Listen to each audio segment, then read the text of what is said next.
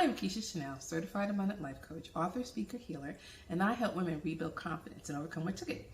And I am going through a massive healing journey, and I wanted to share my journey with you, and because this is one of the most hardest things I've ever been through in my entire life.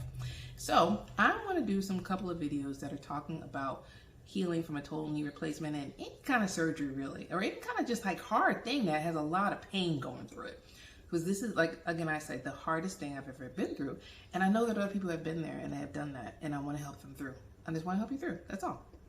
So today's video is about the top 10 things that you are going to need to get through your surgery that the doctor doesn't tell you about and the physical therapist doesn't tell you about. Whether it's because there's just something that they don't think about, or it's not like a necessity, but it is really, really, really important.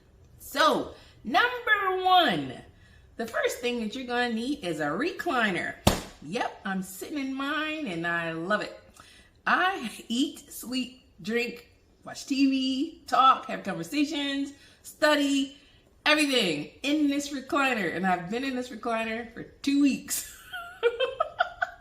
I never would have thought that I'd be sleeping in my recliner. Now, there have been times that I fall asleep from watching TV or something, but days on end, no. And it's okay if you have a couch that has legs that lift. It's okay if you have that. It's okay if you have a couch that you can lift your legs up on an ottoman, because the key is that you have to prop your knee all day. You have to prop it all the time. It has to be propped and has to be raised up high so that you can have the swelling. It helps with the swelling and it also helps with the pain. And then also you have to ice for every 2 hours. So you're going to make sure that your knee is elevated all the time. But the reason that you need a recliner is because it has arms, and these arms are so needed when you have to push yourself up. And sometimes you don't have the energy, or you're feeling really tired from the meds or whatever. But I find that when I push myself off with the recliner arms, it is so freaking helpful. So that's why I say that a recliner is absolutely essential. Now I do see that in different videos that I've watched about replacement surgery, that people have graduated back to their beds rather quickly. But again, I also see it very common that the recliner is the place. And I'm just telling you what I know. The recliner is the place to be. Number two, the second thing that you're going to need is make sure you have some freaking help. It is very, very essential. A lot of times, if you're married, it's like, okay, this person's going to be there till death do us part, right? It's sickness and health, and this is where the sickness kick in and they're going to do their thing. But if you are single, if you're divorced, if you're widowed, if you are just don't have any friends or family around, it is very important that you get some kind of help. Now, my doctor required that I have help, and I had to sign something saying that I was going to have somebody here with me. For the first 72 hours, it's actually mandatory, but it's recommended for the first week. It is very, very, very, very strongly recommended by me that you have it for the first week, and I'll tell you why. So you need help in making a plate of food. You need help lifting your freaking leg up to get into the recliner sometimes, to get into the car. You just need help, all kinds of help, of the simplest things that you don't need, that you don't think about. Passing your plate, passing your ice pack. Moral support. It's very, very important that you have some kind of help. Now, if you're a person who doesn't have help, if you don't have a person that's going to be there with you, you can have a care agency. They have different care agencies, different home health agencies. You want to go on and call ahead of time so that you can get somebody scheduled to come out and be with you for a couple of hours a day at least, so that you can get the help that you need, whatever it is that you can afford.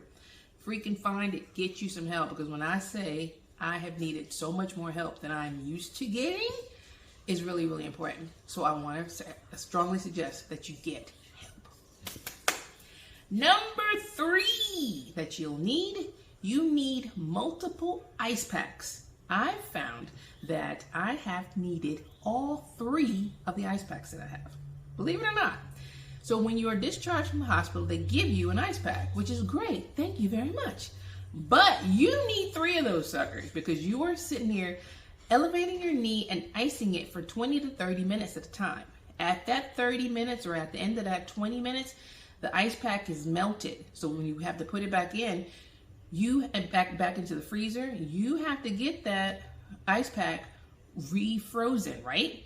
and it's not always ready to go in the next 2 hours. So you'll need another one for backup, and you'll need another one for backup. So I found that I needed all three of my ice packs at some point. And because I ice all the way until 3 o'clock and 4 o'clock in the morning.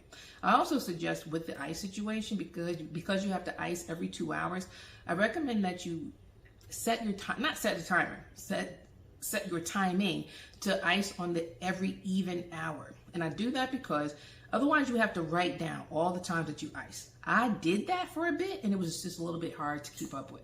So if you say that you're going to ice it at whatever time you wake up, if you wake up at 6 in the morning, if you wake up at 8 in the morning, ice on the even hours, 6, 8, 10, 12, 2, 4, 6, 8, 10, all the way up. And I ice up until 2 o'clock in the morning because I don't sleep very well. In this recliner, I sleep the longest. Last night I got 5 hours of sleep, which was a big freaking deal. But on a regular, I get like 2 to 4 hours. And it's just like, oh my goodness. Now, I do wake up and go to sleep, wake up and go to sleep between the oxycodone and different things. I have, my sleep pattern has gotten very erratic. But the point being, these ice packs wear out. So you will need 3. So they don't tell you that. They give you the 1, but you're going to need more than 1. So if you have a minimum of 2, but 3 is actually very, very helpful. Number 4 is a pill organizer. I say that you need a pill organizer, and again, they don't suggest it to you, but you are discharged with multiple medications. Now, if you are a person that already had multiple medications, 9 times out of 10, you already had a pill organizer. So that's wonderful. But I didn't take any medicines before I did this. I only took 1 pill for my inflammation, and I didn't take that all that consistently. It was like on an as-needed basis. So I didn't take any pills. So I strongly suggest, if you are not a person that takes pills on a regular basis, get you a pill organizer. What I have been doing is writing it down in my planner, putting it in my phone so I can have alarms that ring, and just, keeping up with when I took what. I think that's a little bit cumbersome, and that's what I did, and it's a little bit cumbersome. And with my memory, when I turned 51, my memory started like, what the heck? So it's important that you have a pill organizer, that you load that sucker up every week. And so it'll be no question about what you take in the morning, what you take in the evening. And you won't have the question of, did I take this? Did I take that? And that happens to me all the freaking time. So do not do that. Get yourself a pill organizer so that you can have peace of mind and a little bit more organization. And that is the other thing that a caregiver can help you do, because when you first get home and you have this whole list of medication that is so unfamiliar and like, oh my goodness, mind blowing, the pill organizer and a person to help you will be really, really beneficial. So number 5, meals prepped and quick snacks available. When I say meals prepped and quick snacks available is so important, I had no idea. Now I took it upon myself to cook up some chicken and freeze some stuff that I like to eat, and just so I can, take it and thaw it out and have it quick. But and again, my mother is here, and she's going to be here for a couple more days. And it's very, very, very, very helpful to have somebody actually cook. When those first 2 weeks, especially the first week, you are in so much pain, you are miserable. You do not want to look at a kitchen. But it's like, you don't want to be bothered with that. And it's like, even if you love cooking, now if you love cooking, that might be something else. But also the part, you have trouble freaking standing up. So it's very, very, very important that you have some meals prepped ahead of time. And not just the main thing, not just the meat, not just the vegetable, the whole meal. Put it in they sell these wonderful containers with the 3 compartments. Have yourself a couple full meals in these 3 compartment containers ready to go, frozen, so you can put that sucker in the microwave and get that done. And that also helps the caregiver, because the caregiver, especially if it's somebody that doesn't stay with you on a regular basis, you don't want to see that person going back and forth constantly doing stuff. To have a meal that they can just prop in is a wonderful thing. So meals prepped is also very, very important. And also meals provided. Sometimes you have these things that you've got already froze up, especially if you did a lot of meal prep and it's like big meals where you'll have the same meal multiple times. It is so refreshing to have a meal come from outside that is something different that you haven't had. It's just like, oh, this tastes so wonderful, thank you. So meals prepped is very, very good. Now snacks provided, and snacks that you can have, when you're gonna go home with narcotics. Heavy narcotics will make you loopy if you don't have anything on your stomach. Ask me how I know. So I have been through it where I get that oxycodone and I forgot, or if I was like, the first time I did it, I didn't have anything on my stomach and I was loopy. So I said, okay, let me put a little something on my stomach. I put a little something on my stomach and it was not enough. So I was like, okay, I'll put a little bit more on my stomach. With me, and I don't know about you, but you need a whole full meal with oxycodone. So, or a whole lot of snacks that are going to be heavy enough to fill your stomach, to coat your stomach, so that when it gets in there, you don't have all that loopiness. Now, you could be okay with the loopiness if you're just going to just lay there and sleep. That's like at night, it works out fine. But in the daytime, you don't want to be loopy constantly and sleep constantly, because for real, it did feel kind of good sometimes. To just be kind of like, woo! It did feel kind of good sometimes, but at the same time, I don't want to just freaking sleep my life away.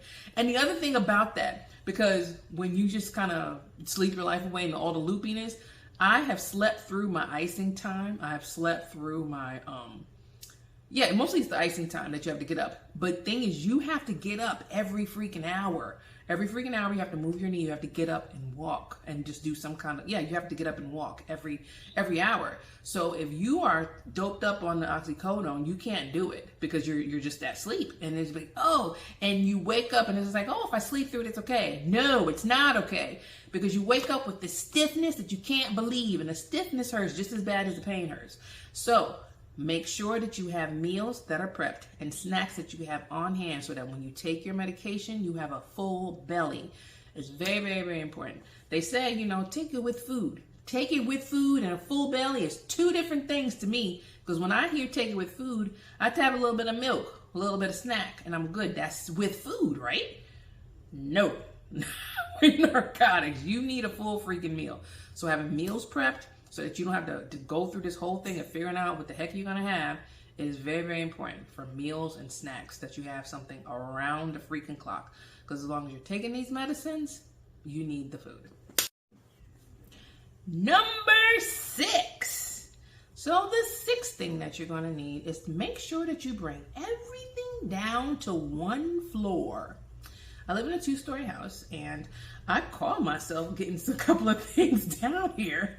Oh no, I didn't think about, my charger. I was going to need my books. I was going to need my pens, my journals, all this kind of stuff. And it was just like a change of clothes, all these kind of things that you are going to need. So kind of plan on living down here. Like if you were going on a vacation or you're going on a trip, everything that you would need on said trip, like when you go, to a hotel room, you take your toothbrush, your soap, just take your soap. You take your soap. You take changes of clothes and changes of underwear, all those things.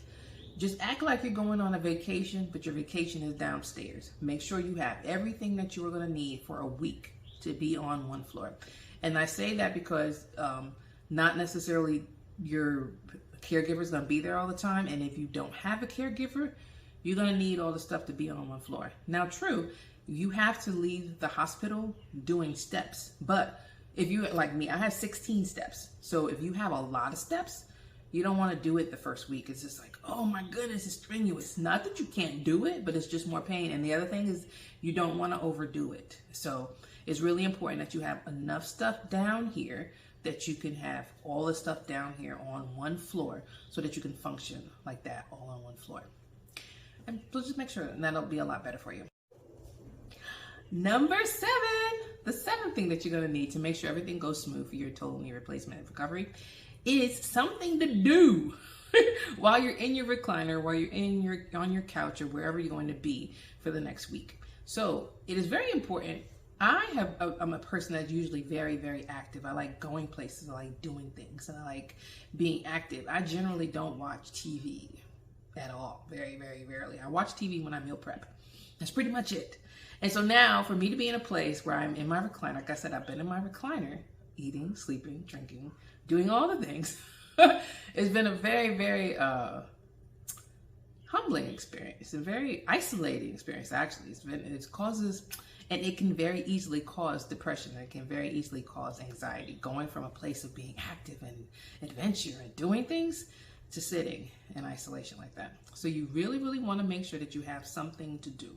If you are a reader, make sure that you have books. I have my book. I just wrote a book actually. Da, da, da, da. I feel better already. And in my book, I've actually been reading my book some. And the other thing that you want, all kinds of books. And if you are like a personal development book person, get you some personal development books. If you are an adventurous person and you want to read some exotic stuff, get you some nonfiction stuff. Is it fiction? I think it's fiction. You get some fiction stuff and read about romances and sci-fi and adventures and stuff like that. If you are a journaling person, make sure you have a journal, a fresh journal. You can journal about your whole experience. If you're a talker, make sure you have your phone charged up, ready to talk to whoever needs to talk to you. If you like to knit, or if you want to try knitting, whatever kind of thing that you can do sitting in your wheelchair while your knees pop, not your wheelchair, delete. We're not going to be in your wheelchair in the name of Jesus.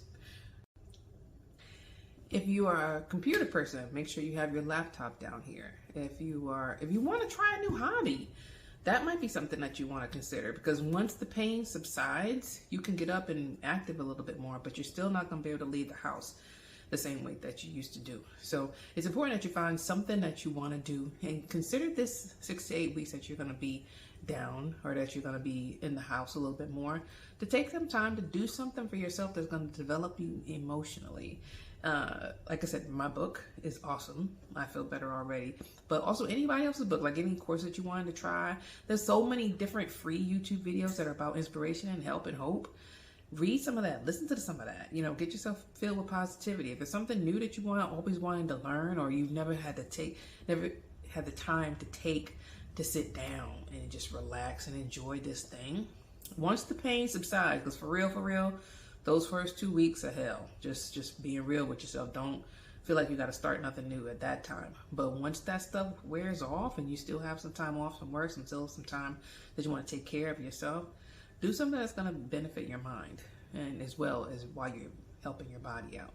So definitely want to take some time to learn how to do something, or just something that you enjoy doing already, or something that you haven't done in a long time. It's like, I remember when I used to color. They got adult coloring books.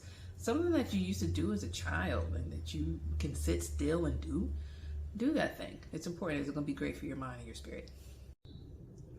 Number 8. Number 8, make sure that you have the house cleaned up before you start. Now that can be like, you might, if you're an OCD person, everything is already in place. Good for you. More power to you. I am not that. I've not been the most cleanly person.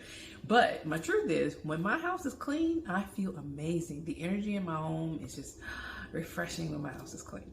And I did try to do some cleaning before, because you do have to do make sure all your laundry is done, because before you go to the surgery, you have to make sure you have clean sheets. And when you're washing your sheets up, wash everything else up, So, but make sure where you're going to reside is clean, because you are going to be looking at these 4 walls for the next 6 to 8 weeks. Well, maybe not that whole time, and again, I haven't been to the last 6 to 8. I'm only in the first 2. So for the first 2, you're going to be looking at these same 4 walls. So it is very, very important that where you look at be clean, that it be a great refreshing to your spirit. And then the other thing is, since you're going to be sitting in the same spot and stuff's going to accumulate, it's not going to be as tidy as it always has been. You're not going to always have had books in your living room, or books in your dining room, or wherever it is that you're going to reside. You might not always have food and snacks in here and eating in here. So there's going to be some things that are going to be different and out of place. So just be aware of that and giving yourself some grace, but also make sure that it's neat and tidy, because it just makes you feel better when your place is clean, when your space is clean. And that's just how it is for me, but that also is for everybody in general. It helps the mind, and anything that helps the mind helps the healing process. Number 9, you want to make sure that you have quick access to prayers, scriptures, meditations, music, anything that's going to cool and calm your mind is very, very important, because when pain hits, there's a couple of reasons. When pain hits, you don't have, and then you don't have the medication isn't due. It's been several different times that I've had a massive pain hit me, and I'm not due for my regular medication for my non-narcotic, and I'm not due for a narcotic. And in those cases, medication won't help it. So you have to have something that's going to calm you down, but you have to have quick access to that thing, because when the pain hits, it's just like, whoa, it comes in like a freight train, and you need something that you're going to have quick access to. So make sure that you have something already on deck. And I am working on an audio of prayers and scriptures, and not so much songs, but prayers and scriptures that you can get through. What I find what helps me is prayers and scriptures and affirmations. That helps me through, because when you're going through that pain, that intensity, what's in your mind is going to be very, very, very key. So what I've been putting in my mind is affirmation. So I was going to do another separate video, and so stay tuned for that one. And that's going to follow. So make sure that you actually subscribe to my channel, so that way you can see the next one will pop up and the next one will pop up. But that is going to be very, very, very key. And even if you are not a Christian, because it's all positivity. Any kind of positivity in your mind at the time of that intense pain, that's what you're going to need to kind of combat that. But some people work, aromatherapy works. Some people deep breathing works. Whatever it is that you're going to use for the non-medication relief of pain. But I'll have a couple of videos on those different kind of things that help you through that. But aromatherapy, but anything that you have quick access to. But the key is quick access to it. So you have that in your head, so it's all ready to go, so you can hit it. Number 10, the 10th and final thing is making sure that you have access to a toilet, a lifted toilet with handles. Now, they'll tell you that you need the walker. They'll tell you that you need the cane. They'll tell you that you need those two, or they'll tell you that those are essential, and that's wonderful. That's fine. That's great. But a raised toilet seat, I find, is very, very, very essential, because it actually hurts me a lot to use the bathroom. And as a woman, I have to actually sit on my toilet and squat. As a guy, you can stand there, so you're probably good. But you also have to do number 2. So you'll need the toilet seat too. So the reason that the handlebars is good, because you'll need it to push yourself up. You'll need it to grasp, when you're sitting down, so that you can get yourself a raised toilet seat, which will, help, because it'll decrease the bend. But the handlebars are going to help you brace, and they'll help you push up. And so it's very, very important to get the one with the handlebars. Now, the one with the raising, it depends on your height, I find. They have a 3.5 available and a 5 available. I'm short, so the 3.5 worked just fine for me. And my feet are dangling off the toilet. It's hilarious to me how my feet dangle off the toilet when I'm, a grown woman, and my feet dangle off the toilet. But anyway, so that you'll need a toilet seat, and they don't say that. And then actually, when I left the hospital, they had also, the same way they make you do the steps before you leave the hospital, they make sure that you use the bathroom. And I used the bathroom without pain. But again, at that time, I still had the IV pain medication in me. So it was a whole different level. But here, it hurts. And it hurts because your knees are bent. Even when I have it somewhat lifted on a toilet seat, it still hurts. It still hurts. So a raised toilet seat is very essential. And I think I might put a link in the thing, because you can get it from Amazon, the one that I have. But it's really, really important. And that's not something that they tell you that's necessary. But it is necessary. And it will make it, a life a whole lot easier. So that concludes the top 10 things that I think that you'll need. Thank you so much for watching my video today. I hope that it really blessed you, and I hope that you're going to take something from it and do something differently. So I want to make sure that you like, comment, and share, and subscribe to my channel so that you'll see future videos. And also, the biggest thing is to comment. Because I don't know about y'all, but when I see videos that I love, I comment. And I'm always looking at other people's comments. So make sure that you comment. Okay, I'll see you in the next video. Thank you so much for watching.